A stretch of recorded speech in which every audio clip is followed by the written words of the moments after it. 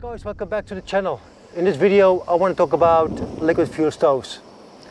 Butane or butane gas stoves are probably the most popular and most common stoves and fuel types that you can find in camping stores and generally in use in the outdoors. And that's for good reason.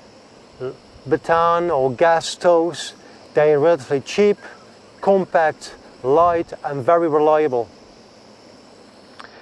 However, there is an alternative, which are the liquid fuel types, which used to be very popular in the late 80s and the 90s, but now has been replaced with the gas stoves. There is, however, still a case, or maybe more than one, for using liquid fuel stoves. So in most countries you can purchase them through hardware stores, outdoor shops, camping stores. Some larger supermarkets sell them as well, and obviously you got your service or gas stations. However, in some parts of the world it's still quite hard to find the gas canisters. Predominantly Africa and some Asian countries. But even in countries like Australia or maybe the US or Canada, when you go to remote areas and very small towns, you might well be stuck and you may find that it's hard to find these kind of canisters. In that case, liquid fuel could provide a solution. So as I mentioned with the butane, with the gas stoves, they're actually quite safe. There's not a lot that can go wrong and they're very quick to use as well. That's a bit different with the liquid fuel stove. There's a bit of a process before you get it going. And I'm going to show you that now. The liquid fuel stove that I have is the MSR Whisperlite International. This is a classic one. I think it was introduced in the 1980s and I have been using it since 1990, so for quite some time. And for about 14 years of my travels over the world and trekkings, I have been using pretty much solely this stove.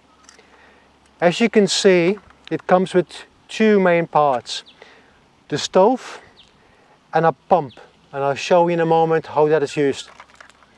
Now, the first impression just by holding it, it is quite bulky. There might be some more compact ones out there, but this one is definitely a bit bulky and it has some weight to it. The great thing about this one is that it is reliable and easy to maintain as well. When you buy this, it comes with some repair and maintenance set. I honestly have never used it. Over all those years, it never blocked and always worked. So apart from these two parts, you also need a fuel bottle. And they come in different sizes. I used to have the middle size as well. This is the smallest size, just under a half a liter. And this is just close to a liter. Fuel bottles. So you will have to carry one of these with you. This I can do about a week when it is full.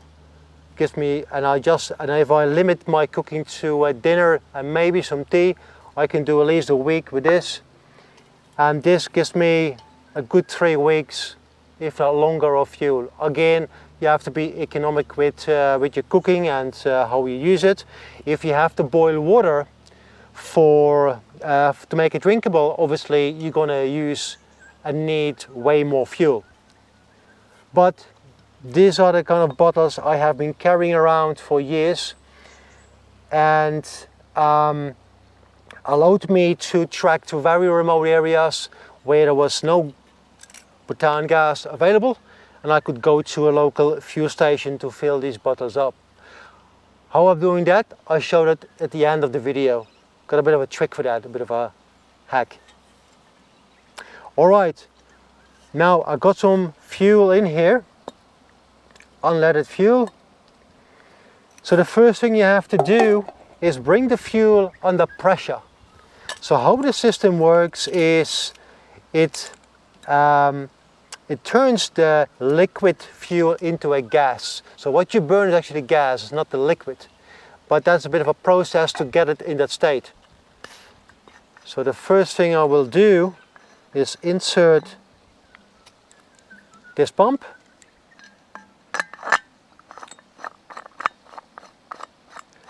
This pump has a on and off gauge. Now the problem is with this one, you can't really control the heat well enough. It's kind of an on-off situation. Later models, they do have a more controllable fuel stream and flame stream, so this one not so much. However, you can kind of doing that. Now you have to pump this one a number of times to get the pressure in. From memory, I would do that at least a good 20 times, maybe 30 times. And if you use it for a longer period, you may have to pump it a few times during the use of it. So let me just bring this under pressure.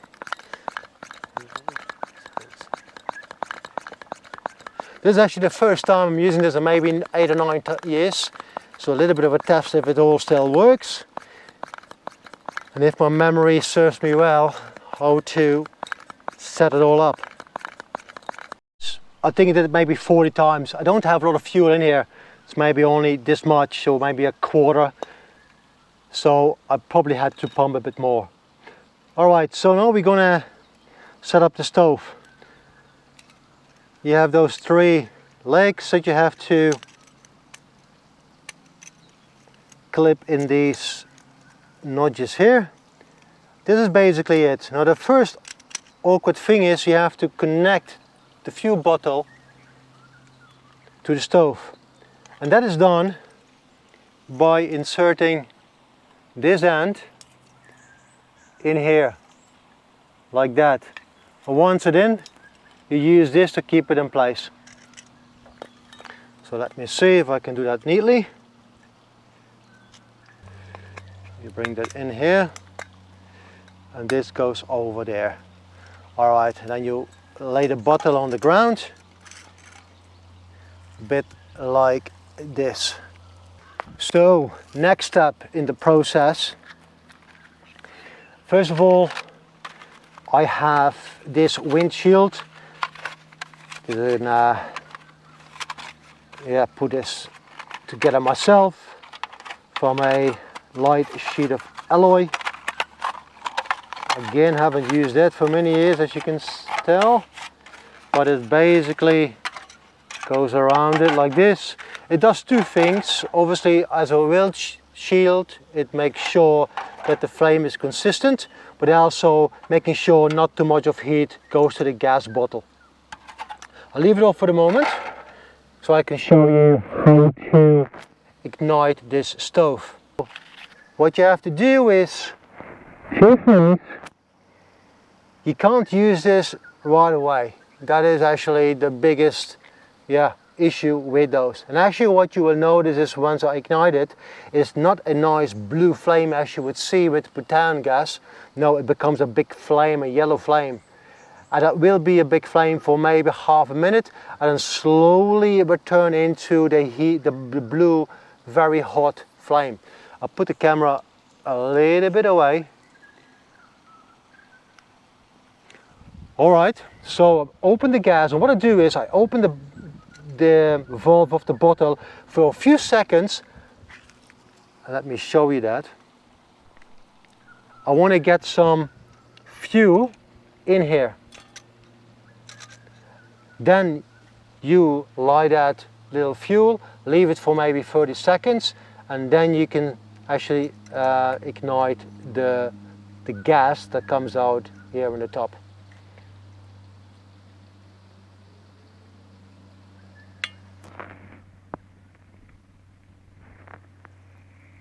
So now there's some fuel coming in.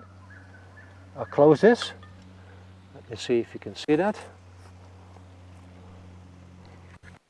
So I opened it, and there's a little bit of gas here now. And I'm going to ignite that. Alright, now this is a really important step of the process. I need to leave it a little bit like this, so that the liquid fuel can turn into a gas. So this is not a wrong functioning of the stove, and that's why this fuel system is not as, you know, user-friendly as a gas system. You probably can hear already the gas slowly forming.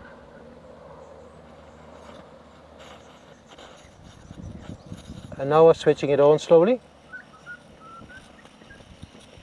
This is going to take a little bit of time.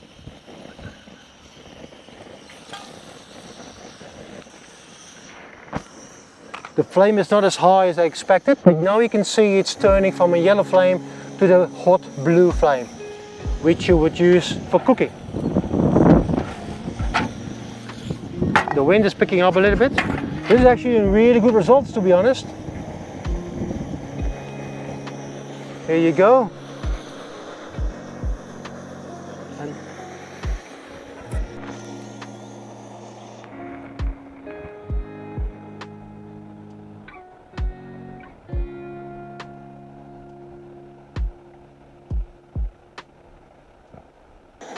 And this is it. This is how you use a liquid fuel stove.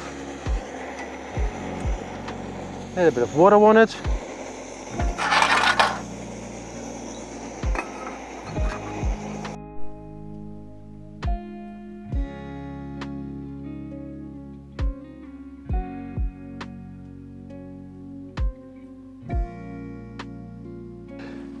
As you could see, the setup and use of a liquid stove is not as straightforward. Definitely not straightforward compared to a butane gas system. However, they do have their use cases.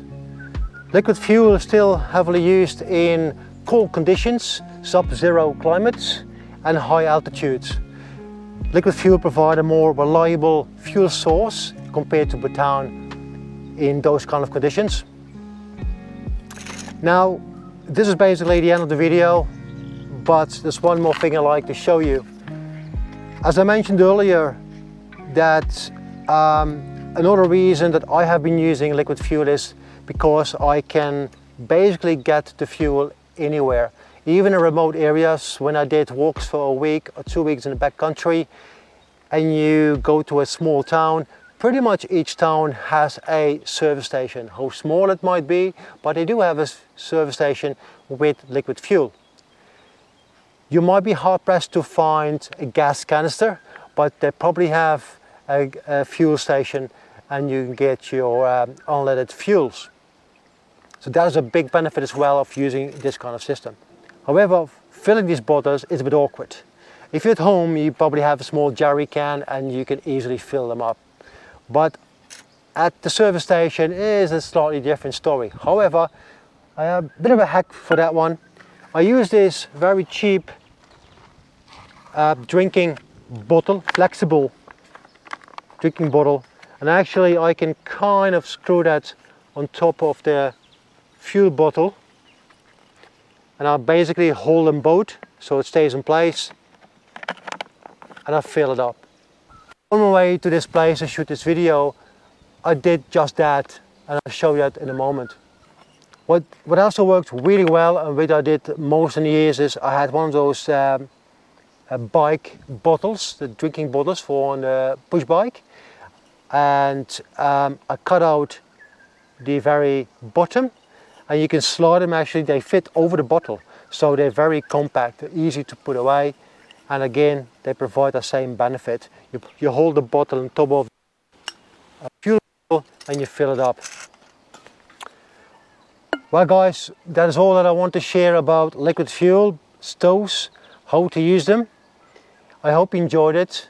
If you did so, you may want to give it a thumbs up. You may want to subscribe to the channel, by the way. Otherwise, I hope to see you next time. Ciao.